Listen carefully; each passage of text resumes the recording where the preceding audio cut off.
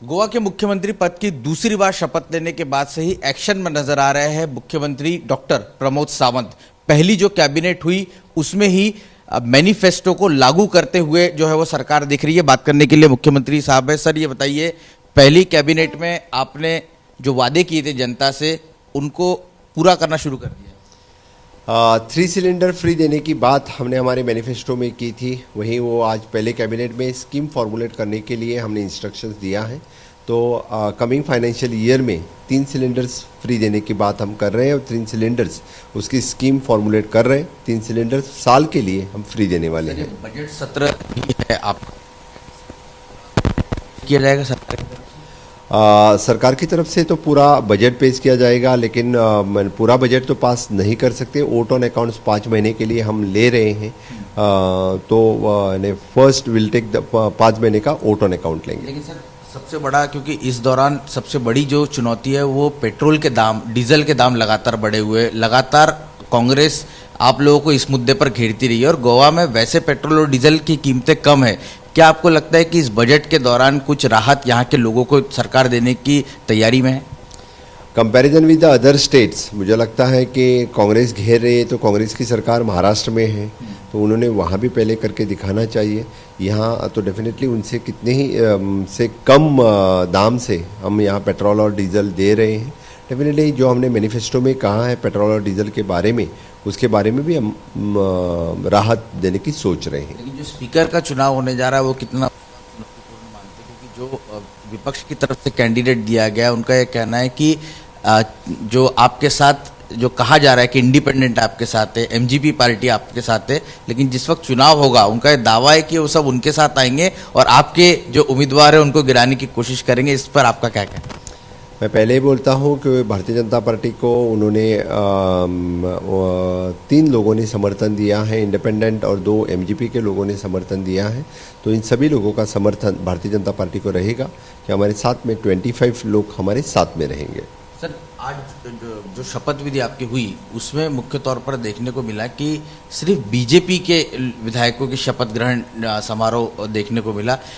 आप लोगों को बिना शर्त ऑलरेडी एमजीपी समर्थन दे चुकी है, इंडिपेंडेंट आप लोगों के साथ पहले दिन से है, आज उन लोगों को शामिल क्यों नहीं किया? इसके पीछे की क्या रणनीति? अभी भी 3 बर्थ जो है 3 मिनिस्टर्स हम ले सकते हैं। आगे जाके और 3 लोगों को अपॉर्चुनिटी मिलेगी तो फिर डेफिनेटली तब बाकी लोगों का विचार किया जाएगा। लेकिन इस बार बड़े सालों बाद गोवा में देखने को मिल रहा है कि सरकार में कोई उप मुख्यमंत्री नहीं है। इसकी वजह क्या है? क्या 20 सीटें बीजेपी को मिली इसलिए? लास्ट टाइम सिर्फ सरकार में यानी हम मिलीजुली सरकार की थी, जो यानी बाकी पार्टी से लेके सरकार की थी, इसीलिए डिप्टी सीएम थे। इससे आगे गोवा जैसे छोटे राज्य के लिए डिप्टी सीएम की कोई ज़रूरत नहीं है, तो फिर इसीलिए पार्टी ने डिसीजन लिया है डिप्टी सीएम नहीं रहेगा। सर, मेरा एक आपसे आखिरी सवाल ये है कि होम डिपार्टमेंट, चर्चा बहुत होती है कि होम डिपार्टमेंट किसी और को इस बार मिल सकता है। आप एज अ मुख्यमंत्री के तौर पर क्या देखते हैं? क्योंकि होम डिपार्टमेंट क्या मुख्यमंत्री के पास होना चाहिए? उससे फायदा होता है प्रशासन चलाने।